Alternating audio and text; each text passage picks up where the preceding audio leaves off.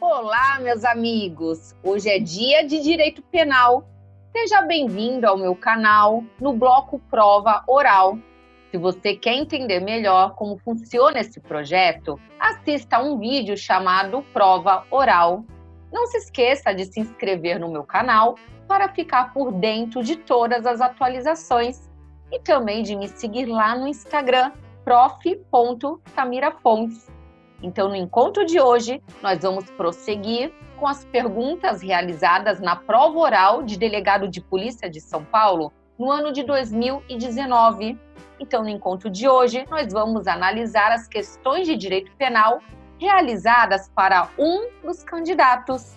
Não saia daí, que eu vou colocar aqui para vocês na tela quais foram as 4 questões realizadas para que antes você tente testar os seus conhecimentos.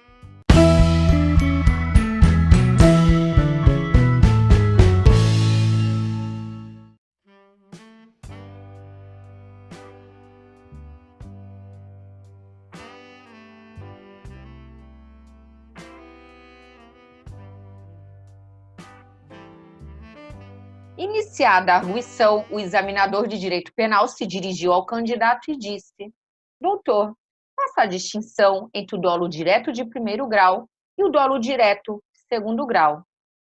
Excelência, o dolo direto de primeiro grau é aquele em que o resultado é diretamente querido pelo agente, ou seja, prevendo determinado resultado como possível, o sujeito dirige a sua conduta para alcançá-lo. Já o dolo direto de segundo grau é aquele em que determinado resultado não é desejado pelo agente, mas ele é uma consequência necessária do meio de execução escolhido pelo sujeito para a prática de determinado crime. Então, querendo praticar um crime, o sujeito ativo ele escolhe um meio de execução que obrigatoriamente vai levar a outros resultados, vai decorrer efeitos colaterais.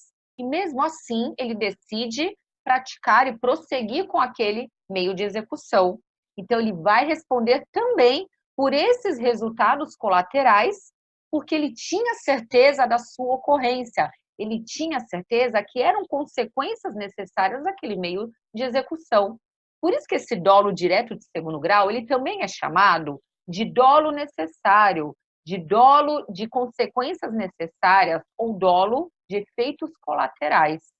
A maioria da doutrina, inclusive Rogério Greco, costuma dar como exemplo aquela situação em que determinado agente ele quer matar o seu desafeto e sabendo que ele vai pegar determinado voo, resolve colocar uma bomba naquele avião.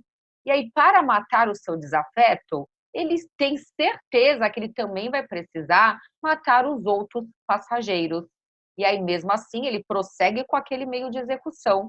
Então, ele vai responder pela morte do desafeto a título de dolo direto de primeiro grau, e em relação à morte dos outros passageiros, ele também vai responder com dolo direto, mas um dolo direto de segundo grau. E aí, na sequência, o examinador perguntou: há dolo de terceiro grau? Excelência, parte da doutrina reconhece o dolo de terceiro grau, que consiste na consequência da consequência necessária, no efeito colateral do efeito colateral. Então, ainda em relação ao exemplo do avião, se alguma das passageiras que não era o alvo do sujeito ativo estiver grávida, então a morte do feto, o aborto, que vai ser uma consequência necessária, uma consequência obrigatória da morte dessa passageira gestante, então, para parte da doutrina, o sujeito responderia pela morte do feto a título de dolo de terceiro grau. Mas não é toda a doutrina que reconhece essa categoria de dolo. Parte da doutrina critica, dizendo que a morte do feto, então, nada mais seria do que um dolo de segundo grau, já que ele não deixa de ser um efeito colateral do meio de execução escolhido pelo sujeito ativo para a prática delituosa. Vamos à próxima pergunta. Quais são as modalidades da prescrição da pretensão punitiva?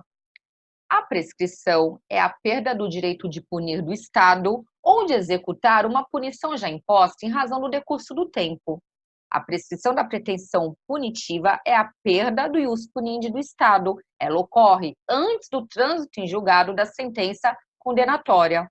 O Código Penal traz 3 modalidades. A primeira é a prescrição da pretensão punitiva em abstrato, que vai considerar a pena máxima do crime prevista pelo legislador. Já as outras 2 modalidades vão considerar a pena em concreto, que é a prescrição da pretensão punitiva retroativa ou a prescrição da pretensão punitiva superveniente. A jurisprudência criou uma outra modalidade, que é chamada de prescrição da pretensão punitiva em perspectiva ou virtual, mas ela não tem sido admitida pelos tribunais superiores, e inclusive o STJ tem uma súmula repudiando essa modalidade. Um dos fundamentos para a não admissão dessa modalidade é que durante o processo pode ocorrer a emendatio libelli ou a mutatio libelli, mudando então o prazo da prescrição. A próxima pergunta eu vou fazer a leitura para vocês. Um cidadão é condenado por tentativa de furto com pena de reclusão de 6 meses. É possível substituir essa pena por multa ou por prestação de serviços à comunidade? É possível sim, porque o crime de furto, que tem uma pena de reclusão de 1 a 4 anos, ele preenche os requisitos do artigo 44 do Código Penal, que só admite a substituição da pena privativa de liberdade por restritiva de direitos quando o crime é cometido sem violência ou grave ameaça e quando a pena não supera 4 anos, que é exatamente o caso do crime de furto. E aí, no nosso caso, como a condenação ela é de 6 meses, o Código Penal admite que nas condenações iguais ou inferiores a 1 ano, a substituição seja por multa ou por restritiva de direitos, que no caso pode ser a prestação de serviços à comunidade. Já se a condenação fosse superior a 1 ano, aí a substituição deveria ser por multa mais restritiva de direitos ou por 2 restritivas de direitos. Vamos à última pergunta, que foi de penal especial. Considerando carteira de identidade RG com foto adulterada, utilizando foto de outra pessoa, qual a tipificação penal adequada para essa conduta? Excelência, o falsário ele vai responder pelo crime do artigo 297 do Código Penal, falsificação de documento público. Esse dispositivo incrimina a conduta de falsificar ou alterar documento público. Ao modificar a foto verdadeira por uma foto falsa, o sujeito ativo ele está alterando um documento que nasceu verdadeiro. Esse documento ele é público porque o RG ele é expedido por funcionário público no exercício de suas funções e observadas as formalidades legais. Nessa situação, a incidência de um crime, então, de falsidade material, porque a falsidade ela está na forma do documento, em seus elementos exteriores. A troca de fotos faz uma falsificação nos elementos exteriores. E o sujeito ativo ele não tinha qualquer legitimidade para fazer essa alteração.